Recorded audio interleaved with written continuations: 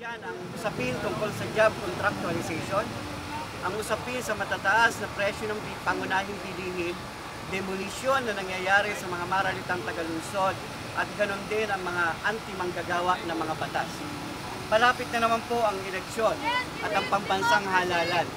Ito po ang hamon namin sa mga kandidatong tatakbo sa araw ng eleksyon. Kaya ba nilang i-address ang mga pangunahing problema na kinakaharap ng mga mamamayan sa kasalukuyan? Matagal na po itong problema. Ito po ay sistema. Subalit, ang nakakalungkot, patuloy na lumalaganap ang inikwalidad sa ating mga mamamayan dahil tayo po ay nasa kontrol ng iilang tao lamang. Kaya ang aming pong panawagan, wakasan na ang inequality, wakasan ang elite democracy na siyang nananatili ngayon sa ating bansa.